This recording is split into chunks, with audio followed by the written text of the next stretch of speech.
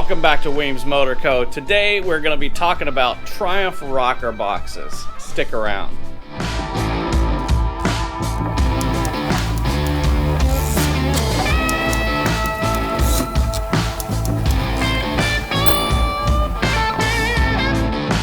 Welcome back, everybody. Before we get started on these rocker boxes, I just wanted to let all my patrons know that next month is a special giveaway. Our good friends over at Lowbrow Customs have jumped on board and they are providing something really sweet for you guys. Not only that, but also some Weems Motor Co. swag to go within it. If you're not part of our patron, this is your opportunity to jump on board and get in on these monthly giveaways. So the simple thing is you go into our Patreon, you pick what tier you want to sign up for. For every dollar amount that you sign up for, you get a free entry into the monthly giveaways. So you sign up for $5 a month, you get 5 entries. $10, 10 entries. Whatever you want to do, you get those entries into the monthly giveaway. So this month, super stoked. Let me get my stuff out of the way. If you haven't checked out our website, we got t-shirts, hats, stickers, all kinds of cool stuff like that. So in part of this giveaway this month, you're gonna get the Weems Motor Co. sticker pack. That's all of our stickers that go along with it. Then, like I said, our good friends over at Lowbrow Customs, they have decided to be a part of us. Look, right there, Lowbrow Customs. You get some lowbrow bucks. Now, what these are is basically you get an opportunity, whatever you purchase from Lowbrow, you just simply put a picture up on Instagram and you tag them into the picture, you get an automatic entry into their monthly giveaways that they have at Lowbrow Customs. Got tons of stickers, keychains, but what's super cool, the giveaway this month are the Lowbrow Customs Cole Foster grips. Now these grips are a gray and black, kind of a swirly, and they're set up for 1-inch handlebars. So to get entered for that, simply go to our Patreon, get signed up, pick whatever tier you want to do. Now let's get to work on these rocker boxes. Alright, so Triumph rocker boxes. So a few videos back you've seen where we took a factory stock rocker box and did quite a bit of modifications to it and cut it up and modified it. But essentially, your question is going to be, what is a rocker box? What does it do? Are there rocks inside of it? No, there's no rocks inside of it.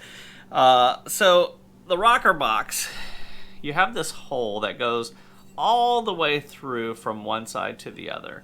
And inside of that is a shaft. Now the shaft provides oil to some rotating parts on the top end of the motor.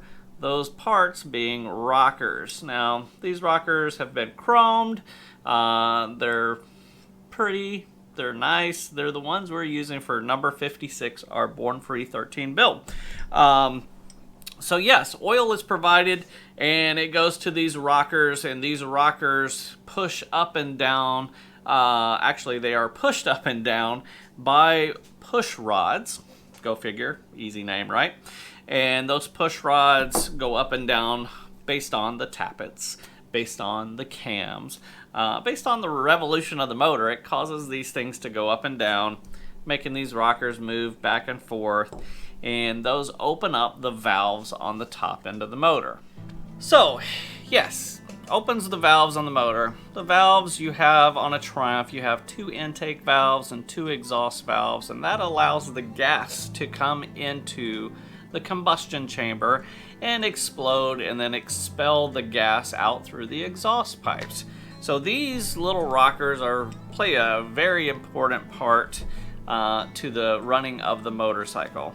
Now, a lot of guys who have worked on Triumphs before, they find it to be rather frustrating to assemble these rocker boxes because there's so many little pieces. There's these little shims that look like little washers. You got these springs inside. You have some copper crush washers. You got dome nuts, a lot of little pieces and parts that have to fit into a really tight place, and they have to be in the correct order. So this video is gonna kind of talk through my technique of how to assemble these rocker boxes. So not very many tools are actually needed to assemble these rocker boxes. I use some picks, some people call them scribes, different versions with different angles. Really, that's about it. But something really important to note on this particular assembly is I've done a lot of modifications, not only to the rocker box housing, but also to the shafts. So this is a stock Triumph unit rocker arm shaft. You'll notice at the very end there's an oil seal there, just a round oil rubber gasket there. So this is a stock one. This is the one that I'm using for ours, and if you'll notice that mine is rather short. Well, on this motor, I'm not going to be using the stock oiling system. I'm actually going to be using an external oil system. However, the assembly of the rocker box is identical. I'm not going to be running the seal that goes around at the base. I will talk through how to install that seal and the proper way to install that seal into the rocker box housing. But there's going to be some little bit differences, and I'll be sure to make note of those as we go along. So if you are interested in how to do this, follow along. Now, always when it comes to doing any project on any motorcycle, you want to make sure that you have the correct manual for the motorcycle you're working on. This motorcycle is so modified, there's not necessarily a manual for it. I've taken stuff from pre-units, I've taken stuff from unit bikes, so I need to make sure when I'm working on those particular pieces and parts that I'm using the correct manual. Now, the rocker boxes that I've used are unit rocker boxes, which are the 1963 and through pretty much 1983 Triumph unit construction motor. So you can use a manual pretty much through those years. There are some differences when it comes to assembling the rocker boxes on the pre-unit 1962 and earlier rocker boxes. Some different shims, some different things that are going on there, so you want to make sure. I just so happen to have an original factory, and this is just one I grabbed off the shelf. I knew it was a unit. This is 1969 Triumph, and flip to our manual, and it actually shows some nice diagrams on the assembly and the pieces and parts that go inside of these rocker boxes. So make sure you have one of those manuals handy. There are plenty of places to find those online. I know my good friend over at Vintage Bike Builder, he has all those manuals. You can go to classicbike.biz. There's many of them out there, but you can find these manuals pretty much online. So yeah, make sure you got that manual. Alright, so the next thing before we start assembly is you want to make sure that you have inspected all your pieces and parts and make sure that they're serviceable, that they're good, that you can use them inside the motor. You know, you want to look at all these different shims on a unit construction. Per rocker box, you're going to actually have 4 of these little thin shims, and you're going to have 2 spring washers. So you want to make sure that all of those edges are nice and smooth. You'll find some crazy stuff. Like look at this. This guy is rusted, pitted. You don't want to use something like that. How about this guy? This guy is, the hole is oblonged because somebody didn't assemble it the right way. Don't want to use that. And then you'll notice you'll have shims that have pieces that have been crushed, like the inside of that is crushed and oblonged. Once again, don't use these pieces. Look at your springs. Make sure that the spring hasn't been overly compressed. Make sure that the pieces are not chipped like that right on the very end. That's got a chip right in there. You don't want to use stuff like that. Go ahead and just jump online, use your parts number manual, order the correct parts, get the right stuff. So it's very important that we don't put old, used, crappy pieces in a motor that we want to ride and use every day. Alright, so let's talk about this oil seal. This little rubber ring that goes around the end of the rocker box shaft that keeps oil from seeping out the side of the rocker box. Before you get started, you need to make sure that you have a O-ring oil compression tool. Now it looks like almost like a socket. This tool can be purchased at Lowbrow Customs. It works great. You put the new seal right around there. You slide the shaft through, and as it's going, this little tool has a taper, and it actually causes that O-ring to compress as we are sliding it into the rocker box. So make sure you got that tool. Make sure you got some new O-rings. I'm trying to show this so my black shirt, it's kind of hard, but little O-rings. Make sure you got those, and then simply remove the old one. Now these can be a pain sometimes. Usually you take your little pick, you go in and kind of pry from the side, and boom, look at that. That little thing broke right away. Because what happens is these little rubber O-rings, they get really hot. And as they get hot, they get hard. And with age, they become hardened on there. So most of the time you can just take your little pick, break it right off, come right off. Got another one right here. Let's see if this one works just as well. Boom. Right off. Super easy. Just pull them right off. You're good to go. Now, putting the new one on is just as easy. You just take it and you place it on there and you rotate it around the top of it and slides right in nice and neat. Just like that. Let's go ahead and install the other one. Boop. Take the new one, put it right on, slide it over, goes right into the hole. We're good to go. That easy.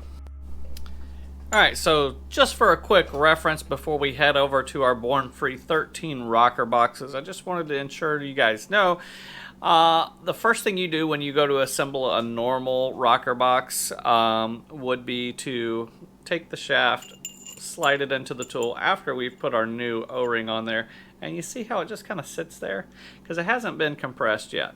So that's the first thing you want to do before you go and place this shaft into your rocker box, and then start putting all of the little shims, all the rockers, all throughout it, and it slides down through, gets there through the middle, and you get down to the end, and it just kind of sits there with your little nipple coming out the end there, and then you're going to press that in, making sure that that tool is seated against the rocker box.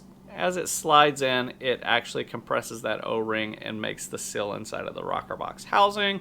So that's how you would do a normal one.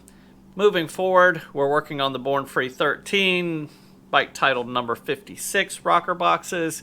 We don't have to worry about that oil seal because we're not using the normal oiling system in a Triumph top end. So let's get to work on those. Alright, so here we go.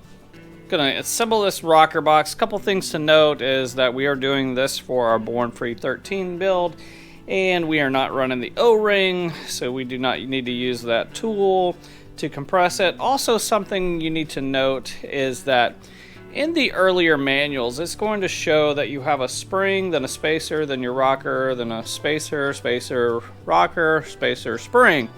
However, they found that the spring being up against the aluminum at the very beginning was causing damage to the aluminum surface, so Triumph decided to switch those around and to put a shim against the aluminum surface, then the spring. So want to note that probably your older manuals is going to show like this, but they did come out with a work order saying to change that. Alright, so one other thing to note is that on your rocker shaft you have these little holes. These are your oil feeds in your shaft, and when you're assembling this you want to make sure that those holes are facing up, as if the rocker box was like this, so that the oil, when it comes out, it seeps around the outside and not simply dumps down, so it gets that good coverage on the inside. So as you're assembling this, an easy way to do it is to take you a marker, and the side that has the holes in it, simply at the end, put just a little mark there saying, hey, that is where my oil feed holes are coming from. All right, so now that we got that marked, we know that that portion needs to go down because the rocker box is upside down. We can begin assembling the rocker box. Simply take your rocker box. Oh, we're coming from the other side. Slide your shaft in. The first thing is going to be one of the shims. Slide that in, and then after that comes one of our springs. You're going to slide that spring simply in next to that shim. And the next thing we have is a rocker shaft. Now the rocker shafts are directional. You want to make sure that you put these in the right way, facing up, because you can get them flipped around, backwards, sideways, craziness. Just remember that the side that has the threaded edge goes towards the opening, and the other side that has the ball, which is where your push rod rides, is facing up and it's to the rear. So we're going to take that, slide it onto the shaft, but before we do that, let's put a little oil in there, because they've always said, you know, a little lube never hurt anybody. So pull that shaft back, get this rocker down in there, kind of straighten it out there, and you begin to slide your shaft in as you're aligning those things up. Now as you see, that spring wants to pop out. That's when you can take your scribe or your pick, whatever you want to call it, just kind of slide that spring in, maneuvering things around. Don't get frustrated, it's a pretty easy process. And as you get it, everything will slide nice and easily together.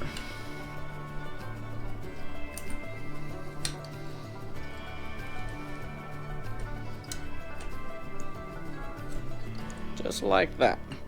All right, so we're going to slide it across. We see the threaded portion come out the other end. Well, before that, we have another piece of aluminum. We need to put one of these shims in between that rocker and that aluminum to keep from marring that surface. So just simply pull it back, working against our spring.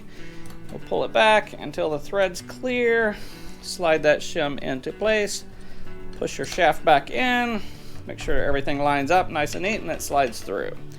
All right, working on to the other side, we're going to place another one of our shims so that we don't mar that aluminum surface. Slide it up into place just like so, and then we're going to install our shaft, making sure that that threaded portion is facing the opening and the ball is at the rear. I'm going to pull the shaft back, slide this rocker into place like so, and then simply slide that shaft back through. Make sure that it goes all the way through our portion, and then we see the thread come out on the opposite side. Now this is where it gets a little difficult, because in this little space we need to put in a spring and one of our shims. Obviously the shim is going to go against the aluminum to keep from marring that surface, so we place them together. This is my technique, place them together. And some people will take a pair of needle nose and they'll try to squeeze it together and slide it down in there, and it just becomes a little bit of a mess. What I simply do is I just use my fingers. I keep the opening of the spring facing towards me, and the bottom portion will squeeze together pretty easily, and I place that facing down. Now we still have the threaded portion there, so I just kind of slide those into place like so. They're sticking in there, and then I pull back my threaded portion until I get clearance and simply start sliding them down in. Now you're going to notice one of the openings is going to want to catch. Oh, look at that. Almost made a mistake. Let me back up here. I did not put the shim against the aluminum. So, it happens. Been doing these motors for a long time. That's why I noticed it. But make sure that you notice those things. All right, shims against the aluminum, Jared. Slide it in that little space just like so. And you're going to notice that opening of one of those springs is going to catch right there on the side of the rocker. Just slide it down just a hair until we can get that threaded portion through. Now, simply put a little bit of pressure on there, and you'll notice that your threaded portion will start coming through the outside of the rocker box. That's when you want to look back at your other end, see where your mark is, and you want to rotate your shaft so that that opening is facing down. And after that, simply give it a little press. Normally you're going to have your tool on there. You could take a punch or something, don't take anything sharp because that's a really thin surface, but take something like a socket or something, and you just take a little rubber hammer or something and just gently tap it so that this portion where your washer goes seats into the aluminum, and it's good to go. I'm gonna leave this right here because I have some other things that I need to do at this end for my oiling system, so I'm not gonna worry about it. You guys would fully seat that and you'll be ready to go. So the last little couple components left on the rocker boxes is your tappet adjusters and your oil feed. There are a few different options on all of these. With the tappet adjusters or valve adjusters, a lot of different names for them, you'll see something like this. This is a stock one. It has essentially a square head with the threads and then just kind of a little bit of a domed end on it. These are the stock style. Then you'll might go into a motor and you'll find some a little bit more performance. It has more of a mushroom head to the end of it, and the end has been drilled, and it has an Allen key adjuster. Different types of nuts you may find. This one is a CAD plated one. You have performance aluminum nuts, but then you may go into a motor and say, well, Jared, I don't have anything like that. I got something like this. This is a stock one that somebody has modified for performance issues. They drilled a hole through the center of it, and then they cut a nice slot so they could use a screwdriver. They narrowed down the nuts to make them a little bit lighter. In racing, there's always been a saying, lighter is faster. So many different options when it comes to those tappet adjusters. They simply screw in on your rocker box. We got our nice rocker box that we finished up. They screw in, and the portion that has the nut actually goes on top. So you can adjust the height up and down, and then the nut actually works as a locking mechanism. Different valve clearances, I'm not going to get into that. Different valve clearances based on cams, different valve clearances based on years of motors. So check your manuals for that information.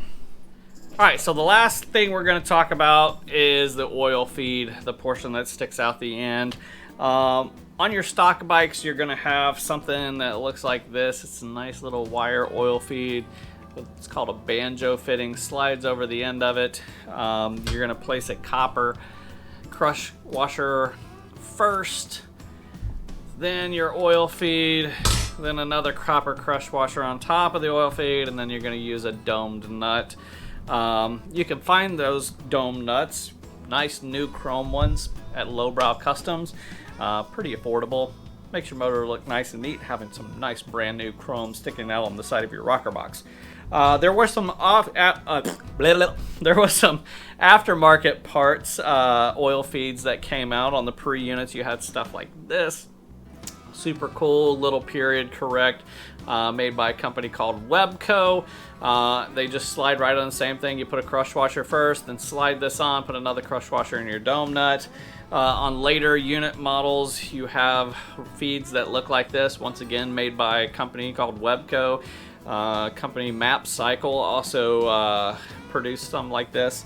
But that's for your oil feeds. On our bike, we're doing something different, and we're not exposing it on this video because we want to make sure that we keep that as a super special secret unveil for Born Free. Alright guys, well, hopefully you've enjoyed it.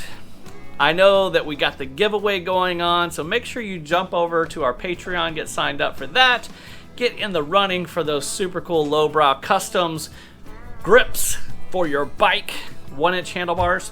And that's about it for today, guys. So if you're new around here, make sure you jump over, hit that subscribe button. If you enjoyed the video, hit that thumbs up, turn those notifications on, and let everyone know what's going on right here at Weems Motor Co. Peace.